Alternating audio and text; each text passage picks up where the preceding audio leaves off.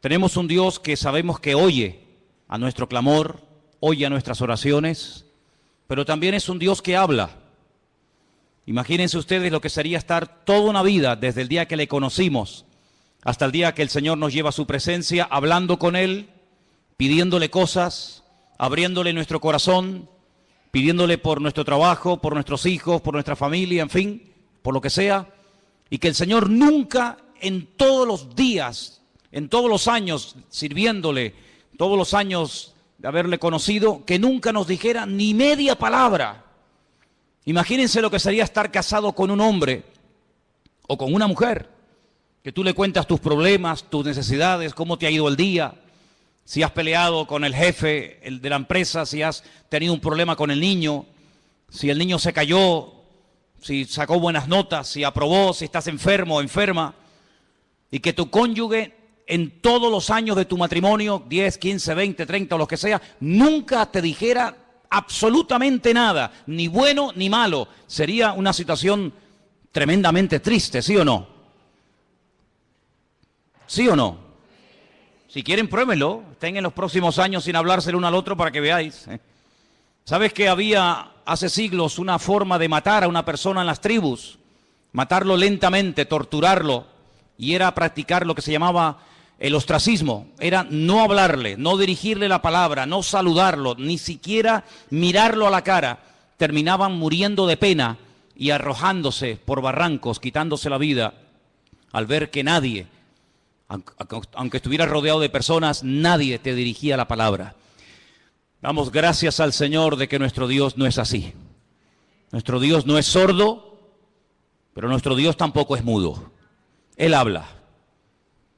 Y hay muchos textos a lo largo de la palabra de Dios donde vemos que Dios habla individualmente, colectivamente, durante el día, durante la noche, en momentos de urgencia, en la cárcel, en fin, en muchísimas situaciones, momentos y lugares de la vida. No siempre habla igual. No siempre el que tiene que oír la voz de Dios la oye. La Biblia nos enseña que hay momentos en los que la ceguera, la dureza de corazón, la actitud del hombre es tan mala que aunque el Señor le esté hablando no se entera. Y es tremendamente triste ver que a veces Dios le habla a la gente, le está mostrando el camino, le está indicando que por ahí no va bien, o por aquí va bien, o esto hay que hacerlo, o aquello no hay que hacerlo, y él ni se inmuta, ni se entera. Es como si el mensaje le pasara por encima de su cabeza. Vamos a ver en esta tarde diferentes formas como Dios nos puede hablar a nosotros, sí, hermanos, en pleno siglo XXI. Hoy en día nuestro Dios también habla. Hechos capítulo 8. Hemos leído, nuestro hermano Marco nos leía que había comenzado la persecución en Jerusalén. Todo iba muy bonito, todo iba muy bien, pero la persecución comenzó. Los creyentes tuvieron que salir despavoridos, huyendo a diferentes lugares. Y la Biblia nos cuenta en el capítulo 8 del libro de los Hechos la historia de uno de los diáconos de la iglesia primitiva. Eran varios, no nos cuenta la historia de todos, pero sí nos da detalles acerca de uno, personalmente, de Felipe. Dice la Biblia que este hombre llegó a tener 4 hijas, después lo vamos a ver, hijas que tenían el don de la profecía. Un hombre que tenía un don también que era el de la hospitalidad, daba hospedaje a personas que servían al Señor.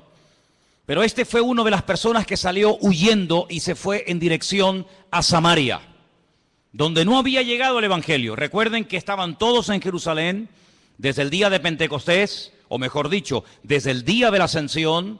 Llegó el día de Pentecostés, pasaron unos cuantos días, semanas, tal vez meses, y allí seguían en Jerusalén. La iglesia crecía y crecía, pero no se expandía.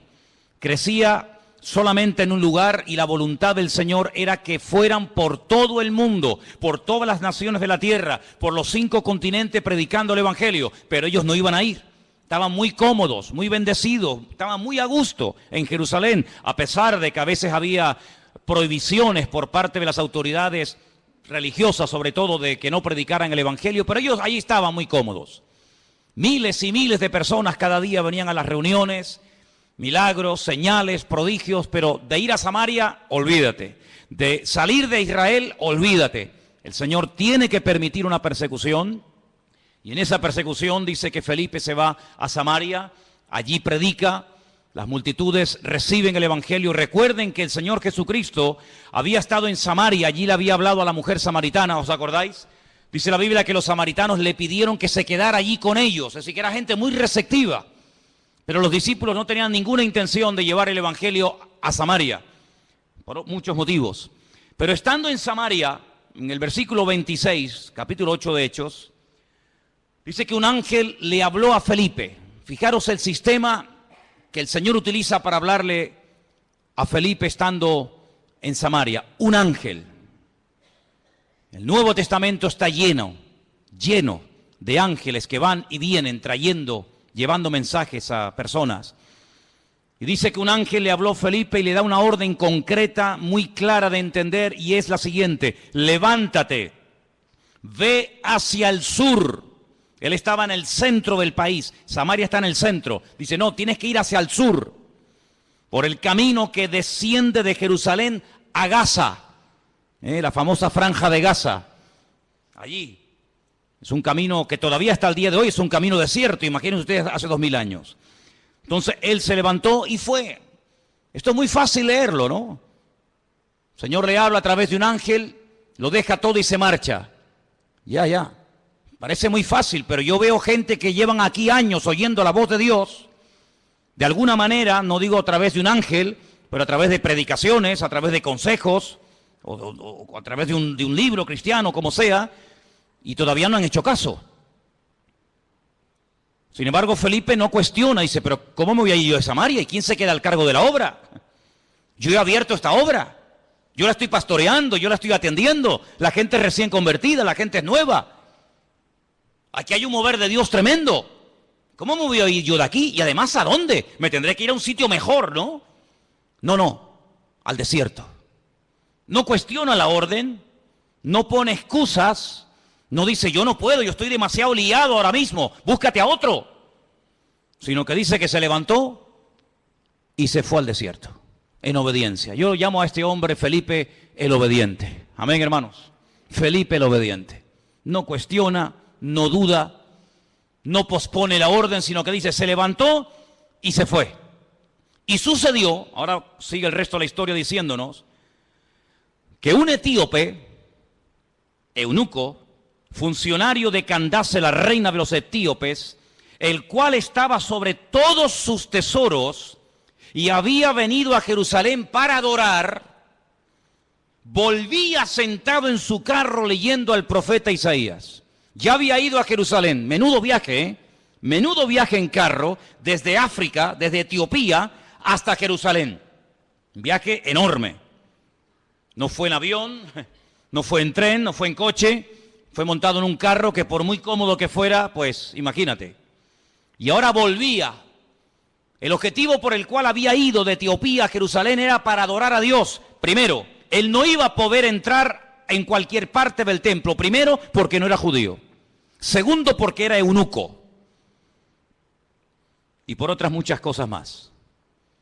Sin embargo, el hombre no se desanima por sus limitaciones, sino que va a Jerusalén, y me llama la atención que dice que había llevado mucho dinero, todos sus tesoros. Claro, es que no le iba a resultar nada fácil que un rabino judío le vendiera nada más y nada menos que el rollo, el pergamino del profeta Isaías. Eso le habrá costado una auténtica fortuna. Venderle a un extranjero, a un no judío, el libro del profeta Isaías, eso costaba una fortuna. Pero él volvía y dice que venía leyendo. Luego tuvo que aprender a leer en hebreo, porque él como etíope no hablaba hebreo.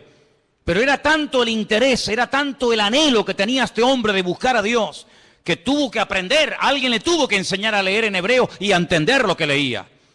Y no contento con haber ido a adorar al templo a Jerusalén, volvía aprovechando el tiempo, sentado en su carro leyendo al profeta Isaías. Y yo le doy de verdad infinitas gracias al Señor, porque el Señor le mostró, el Señor le inspiró a Lucas, que es el que escribe este relato, y nos cuenta qué trozo del libro de Isaías venía leyendo, nada más y nada menos que una parte del famoso capítulo 53 del libro de Isaías, que se titula Sufrimientos del siervo del Señor. Y el pasaje que leía era este, versículo 32. Como oveja a la muerte fue llevado, como cordero mudo delante del que lo trasquila, así no abrió su boca. En su humillación no se le hizo justicia. Mas su generación, ¿quién la contará? Porque fue quitada de la tierra su vida. Si yo pregunto en esta tarde, y por favor respondan, ¿de quién está hablando aquí el profeta Isaías? Del Señor Jesucristo. Todos los creyentes, por poco tiempo que lleven, al leer este texto, como cordero mudo fue llevado al matadero. En su humillación no se le hizo justicia. Su generación, ¿quién la contará? Automáticamente tú dices, está hablando de Cristo. Sin embargo, él no lo sabía. ¿Te das cuenta? ¿Te das cuenta cómo a veces tu conocimiento, por poco que sea, puede ser muchísimo en comparación con mucha gente que no sabe absolutamente nada de nada? Un pasaje tan claro, tan fácil, tan sencillo de entender. Este pobre hombre no sabía de quién estaba hablando. Y entonces fijaros en el verso 29, ahora no es otro ángel el que tiene que acercarse a Felipe, sino que ahora dice, el Espíritu le dice a Felipe, acércate y júntate a ese carro. Tal vez una voz interior, el Espíritu le habla claramente, el hombre se acerca, presta atención y mira cómo sabía Felipe que venía leyendo al profeta Isaías. Claro, hoy en día es muy fácil tener toda la Biblia debajo del brazo, toda la Torá, todos los profetas, todos los salmos, los evangelios, los libros proféticos, los libros poéticos. Es una maravilla, ¿sí o no? Es una maravilla poder llevar la Biblia, hermanos, y saber toda la historia, lo que Dios hizo en el Antiguo Testamento, lo que hizo en el Nuevo, lo que hará en el futuro, etcétera, etcétera. Conocer todos los detalles de la primera, de la segunda venida de Cristo, el descenso del Espíritu Santo, el arrebatamiento de la iglesia, la manifestación del anticristo. Es una maravilla tener todo en nuestras manos, pero ellos no tenían acceso a las Escrituras en aquellos tiempos. Tenían que aprendérselas de memoria. Y mira cómo Felipe nos dice, ¿de quién estará leyendo? ¿Qué? Entendió perfectamente el pasaje, sabía que era un capítulo profético, un capítulo que hablaba de los sufrimientos del Mesías, y sabía que ese hombre, ese pasaje, era del profeta Isaías. Y entonces le hace una pregunta muy interesante. Versículo 30. ¿Entiendes lo que lees?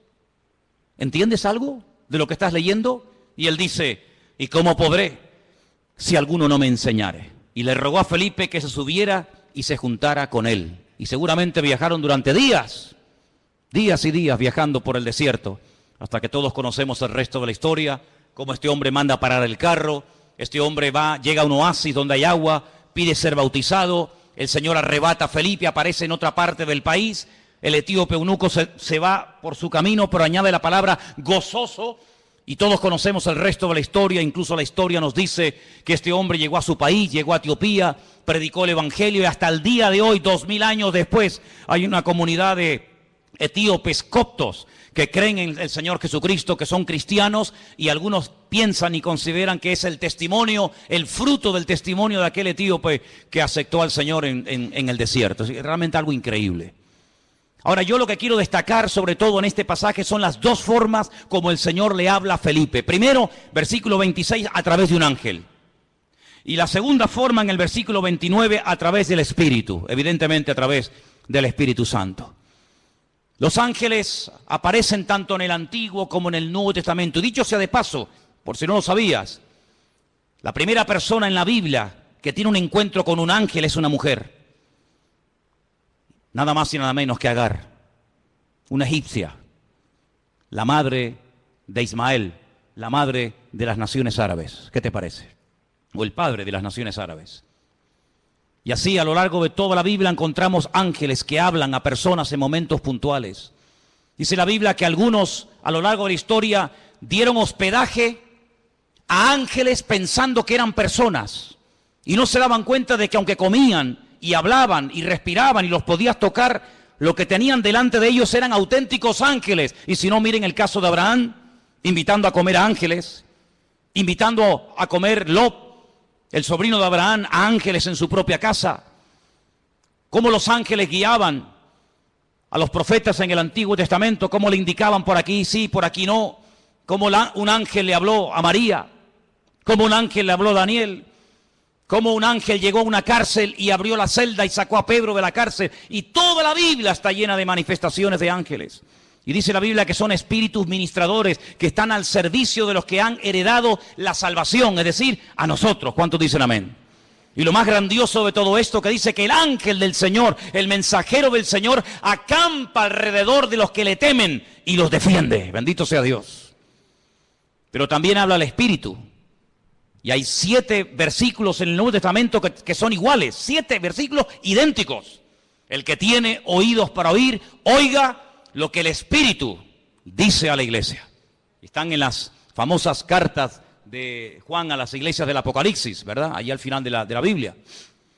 Si vamos a otro pasaje del Nuevo Testamento, en el capítulo 13, versículo 2, vemos que el Espíritu Santo no solamente habla a nivel personal a una persona, como el caso de Felipe, sino que también en un momento determinado, en un culto donde hay mucha gente, el Espíritu Santo puede hablar e incluso dar nombres propios, nombres de personas.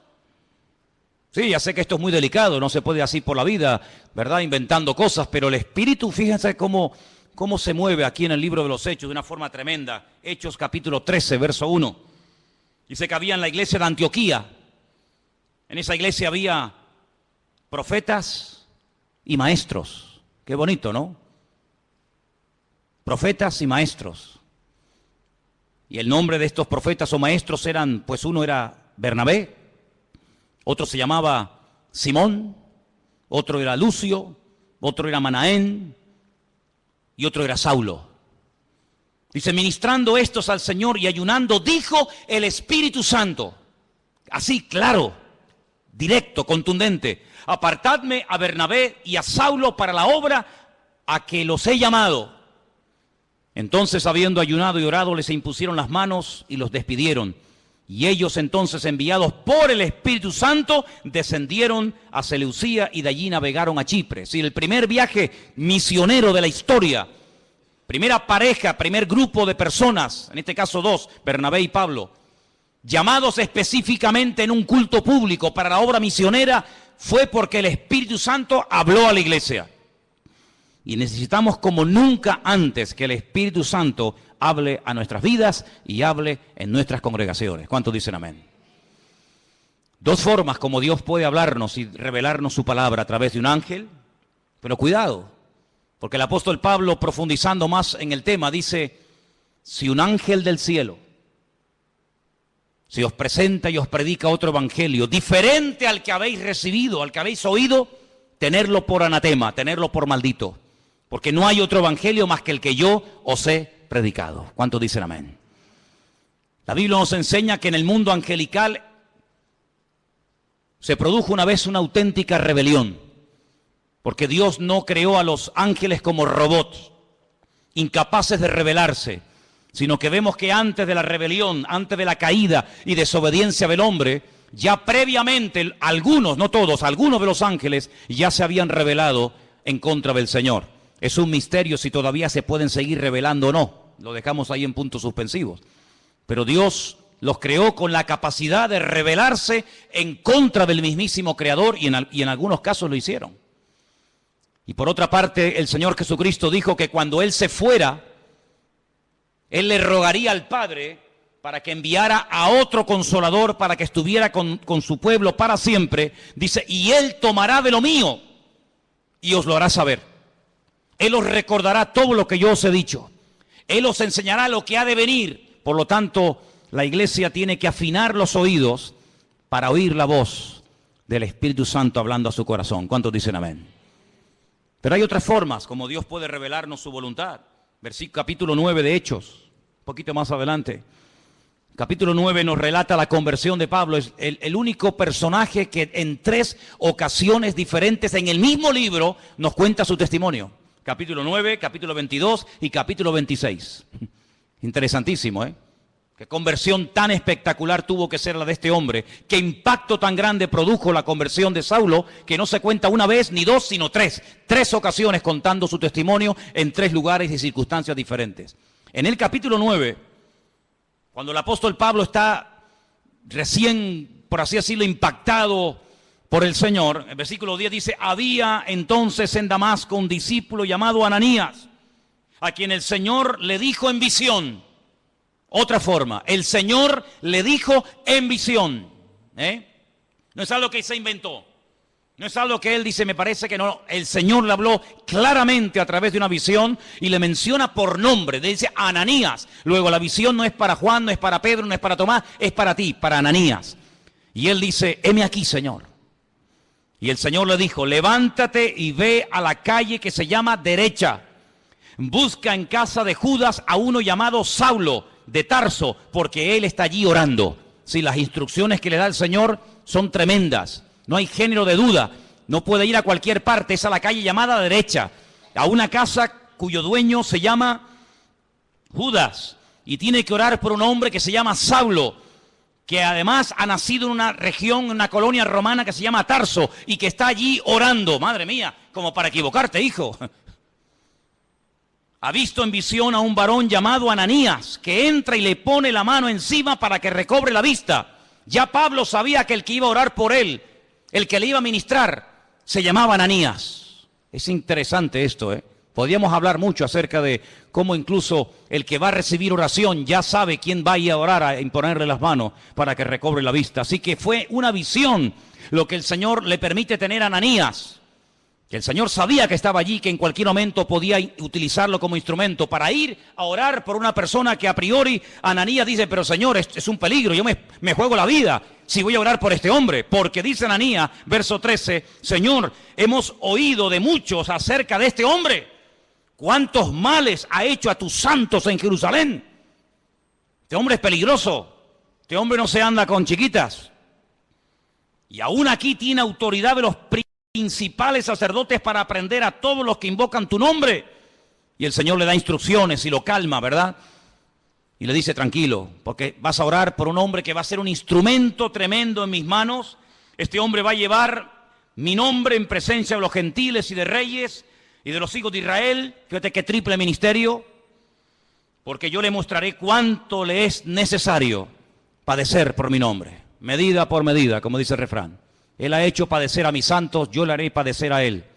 Así como él hizo padecer a los demás, también él experimentará en carne propia lo que sufre un creyente cuando es perseguido, cuando es calumniado, cuando es encarcelado, cuando es torturado. Así como él lo hizo a los demás, yo permitiré que se lo hagan a él, para que él sepa también lo que sufrieron aquellos que recibieron su justo trato, ¿verdad?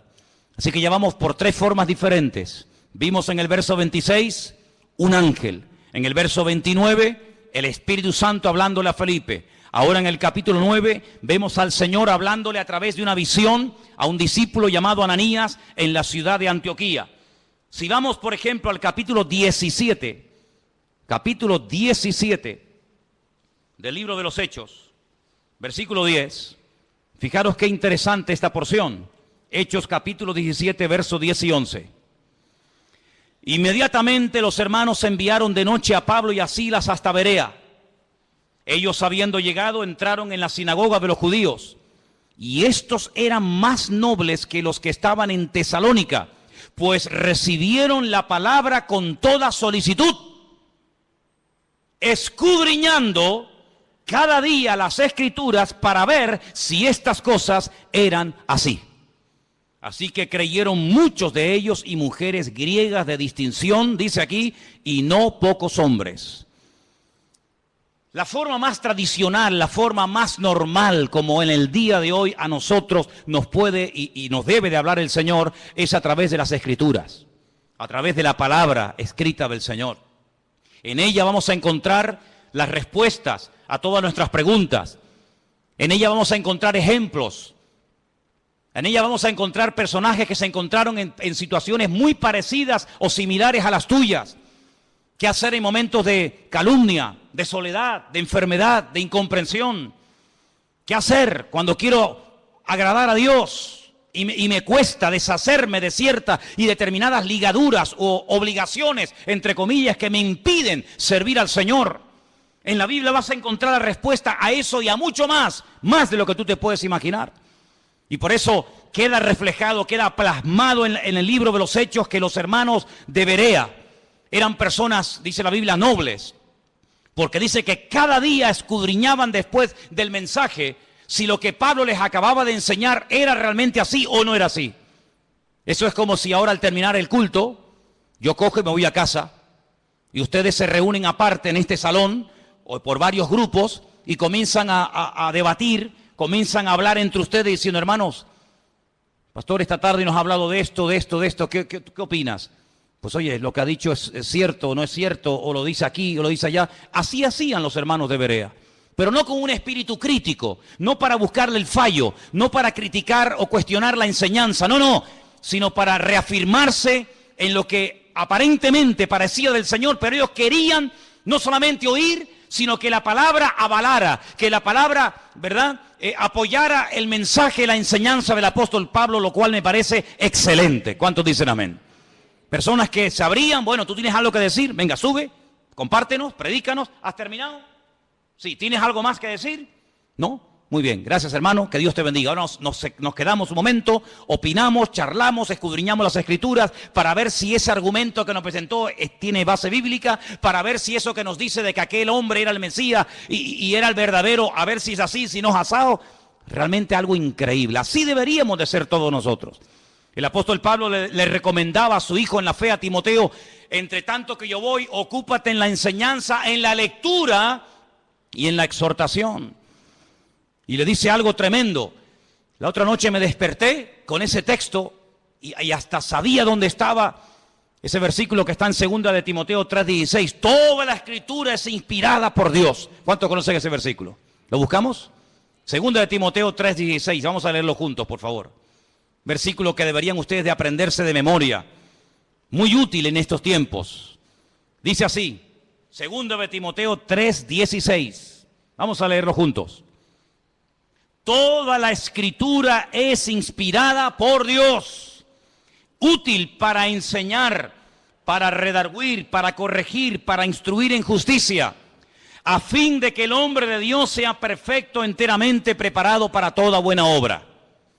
Así que cuando usted busca ser instruido, ser enseñado, ser amonestado, ser confrontado, vaya a la palabra y la palabra le va a hablar. Si usted tiene una buena actitud, si usted verdaderamente quiere aprender, si usted verdaderamente quiere corregir cualquier error doctrinal, cualquier mala costumbre de su vida, vaya y a la luz, al espejo de la palabra de Dios, el Señor le va a hablar, porque la palabra dice que es útil y ayuda al que está empezando, ayuda al que lleva mucho tiempo, ayuda al que está pensando dar un paso de fe, ayuda al que está un poco decaído y no sabe qué hacer, ayuda al nuevo, al viejo, nos ayuda a todos. La palabra de Dios es tremendamente útil. ¿Cuántos dicen amén? Y hay que escudriñarla. Jesús dijo, escudriñad, meteros en la palabra, estudiar la palabra, porque ellas son las que dan testimonio de mí. Me llama mucho la atención que cuando el Señor Jesucristo resucitó, en una de las apariciones, va caminando por un camino llamado el famoso camino de Emaús, y se acerca a dos personas que van desanimadas, van desilusionadas, porque ellos tenían una expectativa, ellos tenían la confianza de que el Señor Jesucristo era el verdadero Mesías, y como no se han cumplido aparentemente sus expectativas, van tristes, cabizbajos, van caminando, debatiendo entre ellos, y de repente se aparece el Señor y se une a la conversación. Permítame leerles en Lucas 24, a partir del versículo 21. Presten atención porque de verdad que es una porción tan interesante, tan edificante. ¿Qué hizo el Señor para levantar el ánimo? ¿Qué hizo el Señor para quitar la tristeza, la desilusión de los corazones de estos dos hombres sinceros que esperaban algo que aparentemente no se cumplió? Veamos. Lucas 24, versículo 21. Nosotros esperábamos que Él era el que había de redimir a Israel. Fíjate qué ilusionados estaban. Por fin ha llegado el Redentor, el Mesías. Esperábamos la redención de Israel. Y ahora, además de todo esto, hoy es ya el tercer día que esto ha acontecido. Parece como que por un momento les pasa por la mente el hecho de que él había dicho que al tercer día resucitaría. Así que ya van 3 días, no lo hemos visto resucitado. No se cumplió la expectativa que teníamos en él de que redimiría a Israel de la opresión del yugo romano. Volvería a ser instaurada la monarquía. Un descendiente de la casa del rey David nos traería la libertad. Por lo tanto, todas nuestras ilusiones y nuestros sueños se han venido abajo, se han roto. Versículo 22 dice, aunque también nos han asombrado unas mujeres de entre nosotros, las que antes del día fueron al sepulcro y como no hallaron su cuerpo, vinieron diciendo que también habían visto visión de ángeles, quienes les dijeron que él vive. Aquí hay algo extraño, porque por una parte son conscientes de que unas mujeres por lo visto, según cuentan ellas, él ha resucitado, pero el argumento que ellos presentan no es un argumento de fe, no es un argumento contundente, sino dice que ellas dicen que ha resucitado porque no encontraron el cuerpo. Pero no dicen, no, él ha resucitado, sino que simplemente se agarran al comentario de decir, bueno, dicen que ha resucitado porque no encontraron el cuerpo, pero vete tú a saber.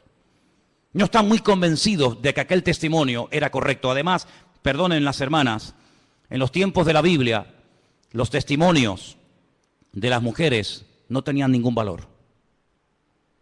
Una mujer daba testimonio de que había visto un crimen, un asesinato o cualquier otra cosa y no era válido el testimonio de una mujer.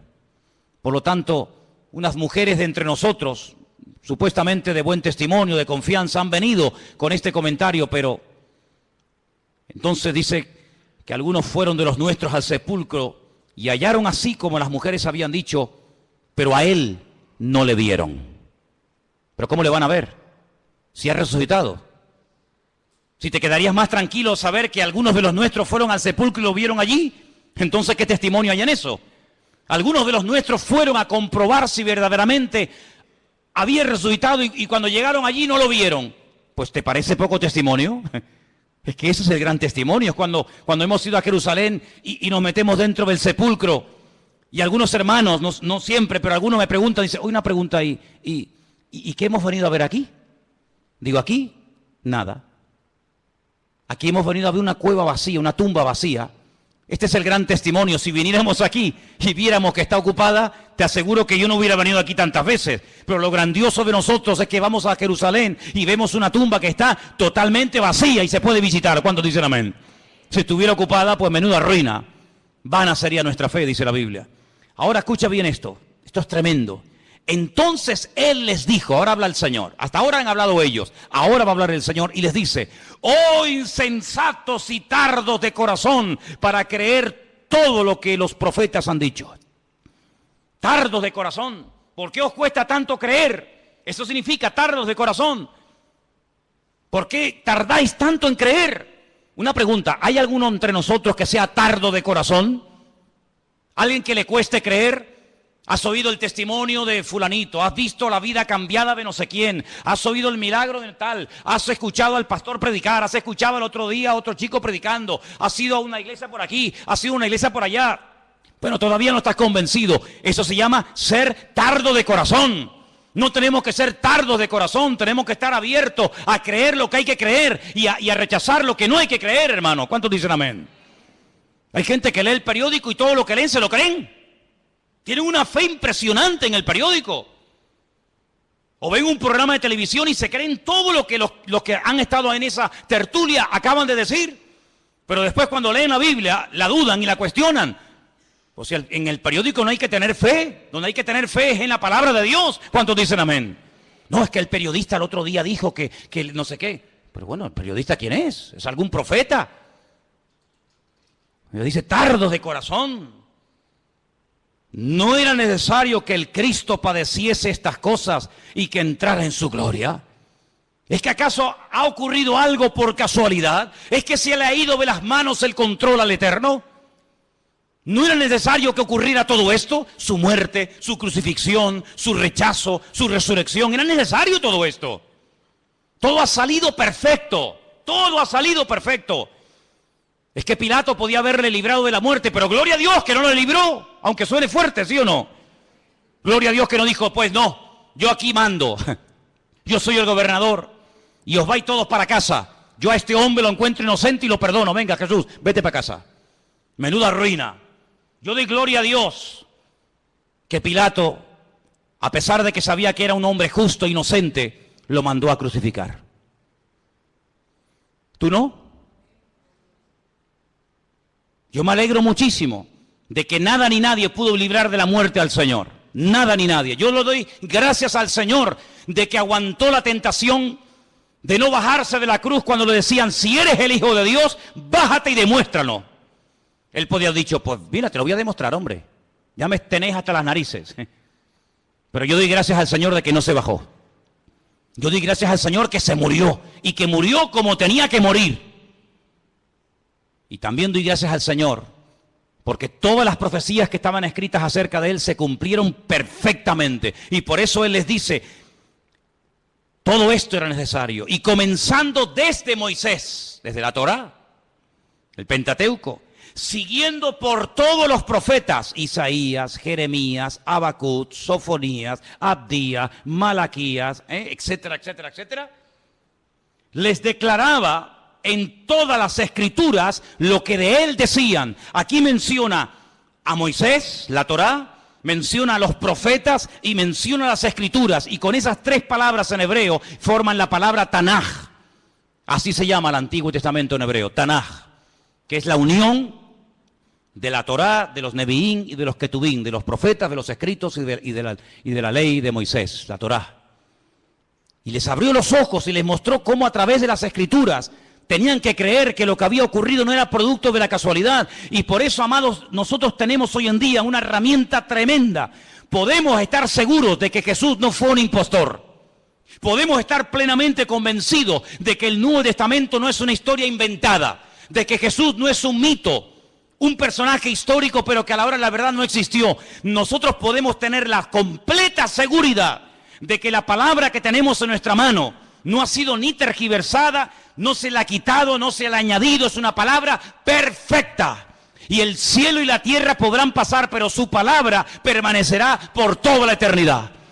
La palabra de Dios es la fuente de nuestra fe, es la base, el fundamento de nuestra creencia. Las profecías se cumplieron todas, no faltó ni una por cumplirse. Y no eran producto de la casualidad, sino que todo estaba bajo el control del Señor. Y hoy en día les digo, hermano, que ese Dios que controló la primera venida de Cristo, tiene todo bajo su control y todo lo que está ocurriendo porque Dios así lo está permitiendo. ¿Cuántos dicen amén? Porque ni una hoja de un árbol se cae sin permiso del Señor. Y cuando el Señor esté a punto de venir, y cuando tenga que manifestarse el anticristo, y cuando vengan los dos testigos, y cuando venga la señal de la bestia, y todo eso que hemos estudiado durante años, todo ocurrirá como tiene que ocurrir, porque la palabra de Dios es viva, es eficaz, y es verdadera, y es perfecta, y no se equivoca, y tenemos en nuestra mano el mejor regalo del mundo, la salvación y la palabra del Señor. ¿Cuántos dicen amén? Gloria a Dios por la palabra de Dios. Gloria a Dios, hermanos. Pues léanla, estúdienla, escudriñenla. Si alguien busca voluntad de Dios, métete en la Biblia, métete en la palabra, levántate temprano, acuéstate más tarde si quieres. Y comienza a leer y a buscar por aquí y a buscar por allá, y seguro que el Señor te hablará tu vida.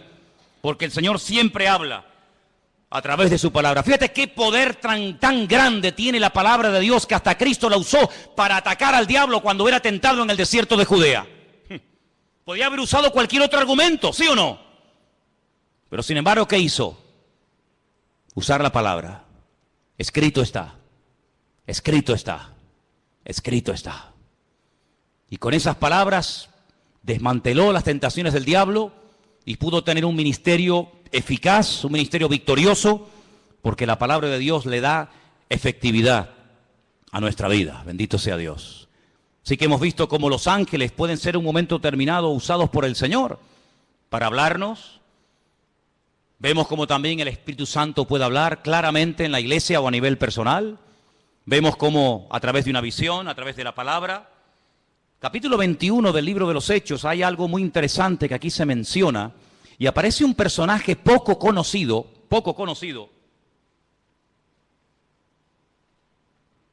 pero que trae un mensaje muy interesante. Estamos en el libro de los Hechos, capítulo 21, versículos del 8 en adelante. La intención de Pablo es ir a Jerusalén. Él está de visita en la casa de Felipe. Volvemos otra vez a mencionar a Felipe, aquel que le testificó al etíope eunuco en el desierto, ¿os acordáis? Ahora está viviendo en Cesarea. Se menciona no el nombre de su esposa, pero sí nos dice la Biblia que tenía 4 hijas que eran profetisas, eran doncellas. Vamos a leer. Hechos capítulo 21, verso 8. Al otro día, saliendo Pablo y los que con él estábamos, fuimos a Cesarea. Y entrando en casa de Felipe, el evangelista, ya no es el diácono, ahora ya tiene un título, ahora ya se le reconoce que tiene un ministerio, y es el de evangelista. Dice que era uno de los 7, posamos con él. Este tenía 4 hijas doncellas que profetizaban. Qué bonito, ¿no? 4 hijas doncellas que profetizaban. Pero a Pablo no le dijeron nada. Es interesante, ¿eh? 4 hijas doncellas que profetizaban, pero a Pablo no le comunicaron absolutamente nada. Tiene que venir un varón, versículo 10, permaneciendo nosotros allí algunos días, descendió de Judea un profeta llamado Agabo. No hay ningún libro en la Biblia, libro del profeta Agabo, pero era un profeta, eso lo dice la Biblia. Y dice que vino a vernos, tomó el cinturón, el cinto de Pablo, se ató los pies y las manos y dijo: esto dice el Espíritu Santo. Agárrate. Así atarán los judíos en Jerusalén al varón de quien es este cinto y le entregarán en manos de los gentiles. Tremendo, ¿eh? Si el Señor le está advirtiendo, no prohibiendo, que es muy diferente, ¿eh? Una cosa es que Dios te advierta de un peligro y otra cosa es que Dios te prohíba hacer o decir o ir a un determinado lugar.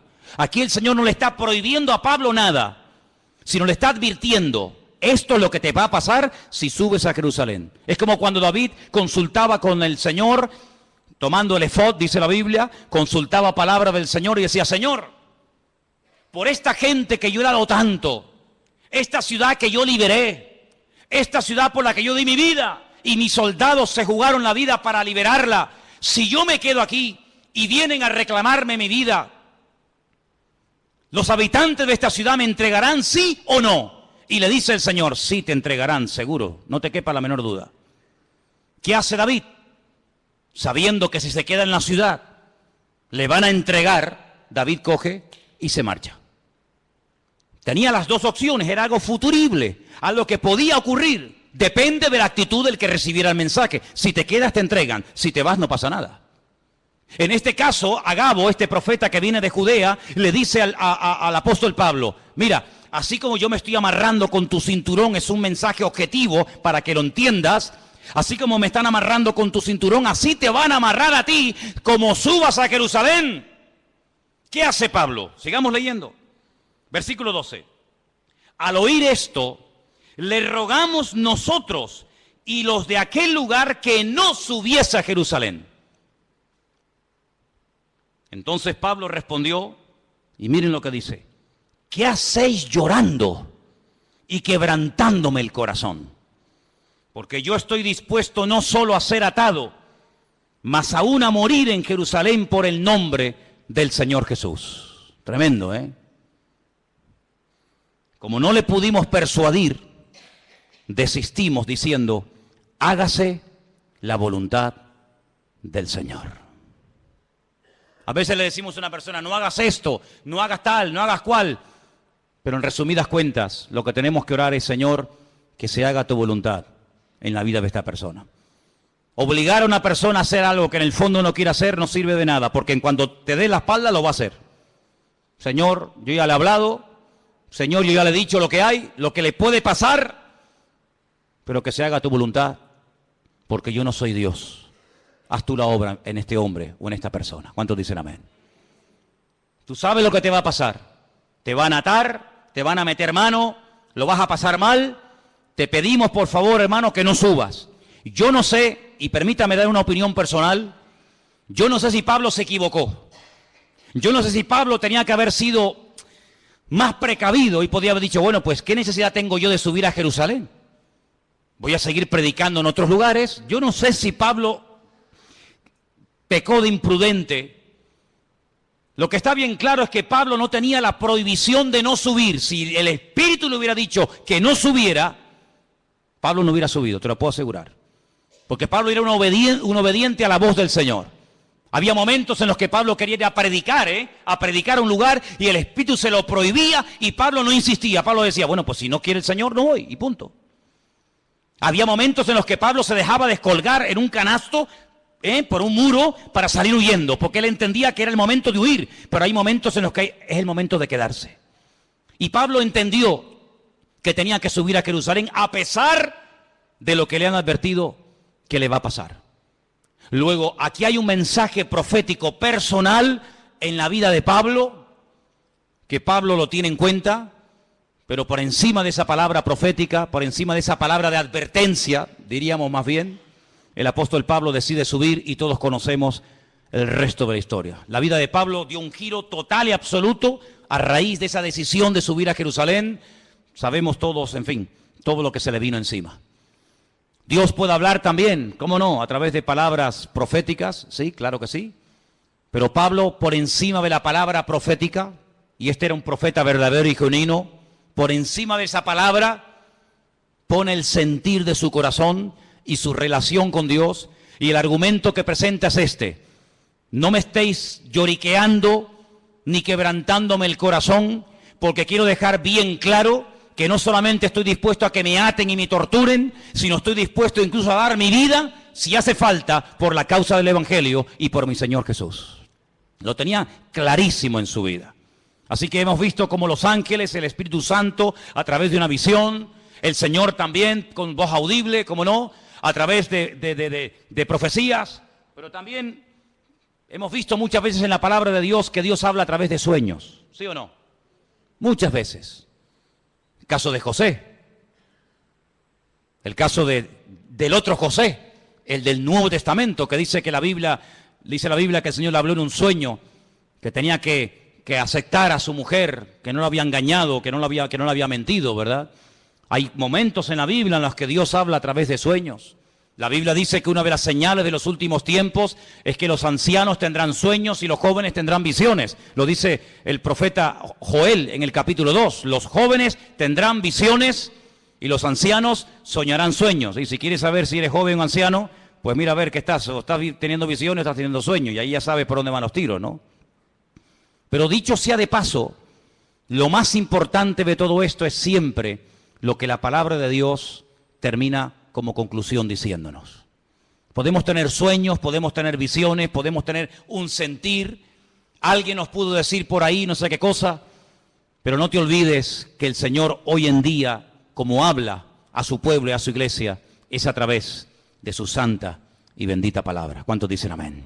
Es a través de la palabra de Dios que sabemos lo que tenemos que hacer. Y quiero terminar leyendo en Hechos capítulo 1. Hechos capítulo 1. Para que veáis cómo hay un texto que en aquellos días de espera, desde la ascensión de Cristo hasta que llega el día de Pentecostés, ellos están estudiando la palabra, ellos están analizando las Escrituras y llegan a un texto que dice lo siguiente, Hechos capítulo 1, versículo 20. Hechos 1, versículo 20. Esta palabra que vamos a leer, ellos la leyeron del Salmo 69.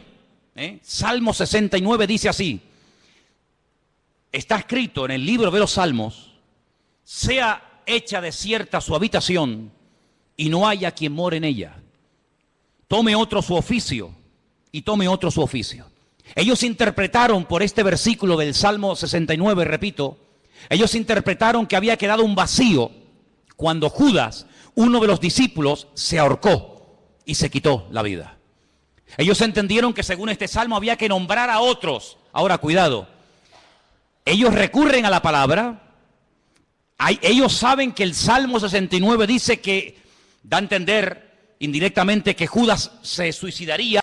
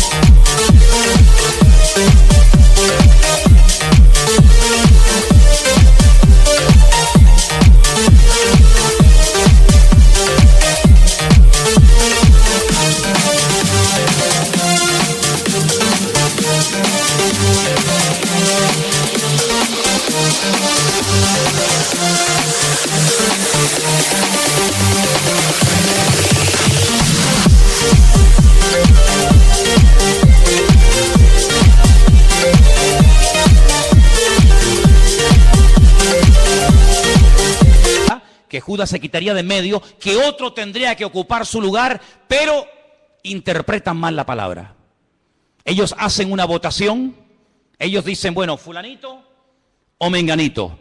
Dice que echaron suertes, la suerte cayó sobre un discípulo fiel que había estado con ellos desde el principio, llamado Matías. Ellos deciden que Matías sea el que ocupe el lugar de Judas, el que sea ahorcado, pero nosotros sabemos por la historia bíblica que así no se mueve el Señor. Hemos visto cómo Dios habla por sueños, por visiones, por profecías, por la palabra, el Espíritu Santo, pero nunca a través de la suerte. Nunca a través de echar suertes. ¿Será fulano? ¿Será mengano? No. Ese sistema es un sistema humano, no es un sistema divino. Y aquí de lo que se trata no es de adaptar, no es de utilizar los sistemas humanos para saber la voluntad de Dios, sino de descubrir los sistemas de Dios para hablarle a los seres humanos. ¿Cuántos dicen amén? Sí, Dios suplirá todas vuestras necesidades. ¿Quién suplirá nuestras necesidades? Dios. ¿Qué dice Filipenses 4:19? ¿Alguien lo sabe de memoria? ¿Alguien sabe Filipenses 4:19 de memoria? Mi Dios, pues, suplirá todas vuestras necesidades conforme a su riqueza en gloria en Cristo Jesús. Mi Dios suplirá. ¿Quién suplirá las necesidades de un pastor? ¿Quién? ¿Quién suplirá las necesidades tuyas como oveja? ¿Quién suple las necesidades de la iglesia? Mi Dios. ¿Sí o no? Dígalo fuerte. Mi Dios suplirá mis necesidades. Pero vamos a comprar la lotería por si acaso. Vamos a ver. Usted ha dicho ahora mismo, literalmente, la promesa del Señor en Filipenses 4:19. ¿Para qué compra entonces la 11? ¿Para qué hace la quiniela? ¿Para qué juega los juegos de azar? Bueno, mi Dios, usted ha dicho que mi Dios suplirá mis necesidades, ¿sí o no? Pues si es mi Dios, que lo haga Dios. No le eche una mano a Dios. No dice la palabra que otro tomará su oficio, ¿sí? No dice la palabra que la casa de Judas quedaría desierta, que el hueco quedaría porque él mismo se quitó de en medio. Sí, pues que Dios lo llene. Si Dios nos nombró a nosotros, ¿a ti quién te nombró, Juan? ¿A ti quién te llamó, Pedro? ¿A ti quién te llamó, Tomás? ¿Y a ti, Juan? ¿Y a ti, Bartolomé? ¿Y a ti, Mateo? ¿Quién te llamó a ti? A mí me llamó el Señor. Dice que estuvo toda la noche orando, ¿sí o no? ¿Os acordáis? Toda la noche estuvo orando. Y al día siguiente dice, Juan, Andrés, Santiago, y él los llama. Bueno, pues si nos llamó a nosotros así, ¿por qué ahora nosotros queremos echarle una mano a Dios de llenar un vacío que Él permitió que se vaciara? Que lo llene el Señor, porque su palabra, para que se cumpla, el que tiene que actuar es Él.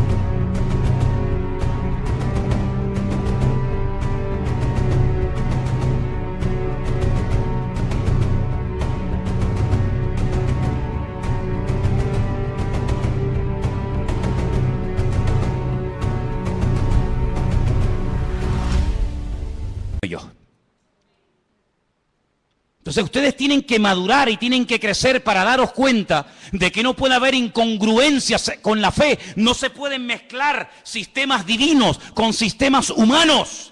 Dios habla por sueños. Amén. Gloria a Dios. Nadie cuestiona eso, hermano. Dios habla por ángeles. Amén. Dios habla por profecías. Dios habla por su palabra. El Espíritu Santo habla. Amén. ¿Te parecen pocas formas? ¿Te parecen pocos sistemas? ¿Que falta alguno más? ¿Que te tienes que inventar un nuevo sistema para que Dios te hable? No te tienes que inventar nada. Tienes que amoldarte a los sistemas bíblicos. ¿Estás buscando la voluntad de Dios? Gloria a Dios, me parece estupendo. Pero no es Tim Marín de Dos Pingües, Cucaramaca, Titirifue. No, no es eso. Señor, háblame. Y el Señor te puede hablar esta noche. El Señor te puede hablar en una profecía, a través de un mensaje, a través de un ángel. Claro, ¿cómo no te va a poder hablar el Señor si el Señor no ha cambiado? Pues si el Señor no ha cambiado y tú tienes la fe y la creencia de que Él no ha cambiado, que Él ni es sordo ni es mudo, amén, ni es sordo ni es mudo, pues abre tu corazón a las formas que Dios ha escogido para revelarte su voluntad y no pongas tu sistema nuevo que no tiene nada que ver con el sistema de Dios. Cuando Dios quiso llamar a Abraham, ¿a quién llamó? ¿A quién llamó? A Abraham. Cuando el Señor quiso utilizar a David para que fuera el segundo rey de Israel, le dijo a Samuel, vete a la casa de Isaí, son 8 hermanos, ponga en una bolsa los 8 nombres y venga, vete sacando. No, este no es, este sí es. No, porque para ti es difícil saber entre 8 cuál es el verdadero, pero para mí no. Amén. ¿Cuál será? ¿Será este? ¿Será el otro? El Señor sabía cómo se iba a llamar el segundo rey de Israel, ¿sí o no? Pues vete y unge a David. Y a ese fue el que ungió el Señor. El Señor sabe dónde vives. El Señor sabe cómo te llamas. El Señor sabe qué número de zapato tienes. Tu DNI lo conoce el Señor, tu ADN, tu grupo sanguíneo. Lo conoce absolutamente todo. Dice que nuestro embrión nuestros ojos vieron al Señor. Por lo tanto, amados hermanos, no tengamos temor de que no vas a saber qué hacer en la vida. Porque el que busca halla, el que llama se le abrirá y el que pide recibe, dice la palabra. Lo que hay es que buscarle de corazón, lo que hay es que buscarle de verdad. Pero ahora te digo lo siguiente, si tú lo buscas de verdad, si tú le pides, Señor, háblame, si tú le pides, Señor, guíame, si tú le pides, Señor, úsame, si tú le dices, Señor, cuenta conmigo, cuidado porque Dios te va a tomar la palabra. Y cuando Dios te hable, ya no tienes excusa. Cuando Dios te diga, sí, úsame, pues venga, ahora la obra. Ay, pero espera, no. Tú me dijiste que te usara y yo te quiero usar y tú me estás poniendo pegas. Ahora no, mañana y espérate que no sé qué y espérate que no sé cuánto. No hagas un plan paralelo. Tú tienes que adaptarte al plan y al diseño y al propósito de Dios para tu vida y no tener tú un plan paralelo y de vez en cuando te metes en el plan de Dios y de vez en cuando quieras que Él se meta en el tuyo. No, hay solamente una línea y es la línea que Dios te marca, no la que tú te estás inventando a tu manera. El Señor dice, encomienda al Señor tu camino. Confía en Él. Y Él hará. Eso es lo que dice la Biblia. No hay otra forma, no hay otra manera, no hay ningún atajo, sino que siempre hay el mismo precio a pagar. Sinceridad, perseverancia, constancia. Y el Señor es galardonador de los que le buscan. Si tú estás buscando palabra de Dios para tu familia, para tu matrimonio, para tus estudios, para tu presente o para tu futuro, si estás buscando palabra de Dios, no que Dios te bendiga tus planes, porque Dios no tiene ninguna obligación de bendecir tus proyectos, Eso es lo que a lo mejor alguien te enseñó, pero yo no te lo enseñaré nunca. Dios no tiene ninguna obligación de avalar y de apoyar tus negocios, tus proyectos, tus ideas, tus planes, tus anhelos y tus sueños de la vida. No, te equivocas. Dios bendice lo que es de Él, lo que Él manda que se haga, lo que Él manda que se ejecute. Eso es lo que Él bendice y prospera y respalda y sostiene. Lo demás no tiene nada que ver con sus sueños. Cierra tus ojos en esta tarde, allí donde estás. Yo te he enseñado. Dios habla a través de ángeles. Dios habla a través de su Espíritu Santo. Dios habla a través de visiones. El Señor habla con voz audible, personalmente, a través de su bendita palabra, a través de palabra profética, a través de sueños. Mira, 1, 2, 3, 4, 5, 6, 7 formas diferentes. 7 formas diferentes. Qué curioso, ¿eh? Toda la música que existe, toda la ópera, toda la música que existe, cualquier estilo que sea, está basado en 7 notas. Con 7 notas principales, de ahí se ha hecho toda la música. Con las poquitas letras de nuestro abecedario, de nuestro alfabeto, se ha escrito todos los libros y toda la poesía y toda la literatura que está escrita en nuestro idioma. No falta nada, no falta ni una sola letra, no falta nada ni sobra nada, todo está perfecto. Con estas 7 formas que te he mostrado esta tarde, es más que suficiente para que tú, hermano y hermana, conozcas la voluntad de Dios para tu vida. El problema no está en los sistemas de Dios, el problema está en los receptores que a veces hacen caso omiso a como Dios está hablando. Pero en esta tarde, Señor, te doy gracias porque tú hablas a través de sueños y de visiones. Te doy gracias porque hablas a través de, Señor, tus siervos que predican tu palabra. Te doy gracias, Señor, porque hablas a través de tu Espíritu Santo y en día a tu pueblo. Y tú también directamente hablas a nuestras vidas, mi Dios. Te doy gracias, Señor, porque tú hablas de tantas y tantas formas y maneras. Ayúdanos a obedecerte, Jesús. Ayúdanos a someternos a tu voz y poder decirte, habla, que tu siervo oye. Señor, habla durante la noche, habla durante los sueños y el descanso. Habla de día, habla al joven y al niño, habla al casado y a la soltera, Señor. Pero no pares de hablar a tu iglesia, Dios. Habla, Señor, habla, Señor. Quita la cera de nuestros oídos, Señor. Quita los tapones de nuestros oídos, para que podamos discernir la voz, el silbo apacible de nuestro Dios en medio de la tormenta de la vida. Habla, Señor, habla, Señor. Sopla, Espíritu Santo, sobre tu pueblo en esta tarde, Dios mío. Renueva, Señor, el anhelo de agradarte, de servirte. Habrá algo más glorioso que servirte a ti. Habrá algo más maravilloso que dedicarte la vida a ti. Bendito sea el nombre del Señor. Bendito sea el nombre del Señor. Los cielos y la tierra están llenas de tu gloria, Señor. Alabado sea, Señor. Si estás buscando la voluntad de Dios para tu vida, si estás buscando servir al Señor de alguna manera, abre tu corazón. El más interesado en que le oigas es Él. El más interesado en que hagas su voluntad es Él. Él sí que tiene ganas de hablarte. Él sí que tiene ganas de revelarse a su vida. Él sí que tiene ganas de guiarte y de pastorearte. Él sí que tiene ganas. Él no está sordo ni mudo. Él habla al corazón dispuesto, a la vida diligente, al hombre y a la mujer humilde que quieren hacer la voluntad de Dios. Aleluya. Bendito sea tu nombre, Padre. Gracias porque tu palabra es viva, es eficaz.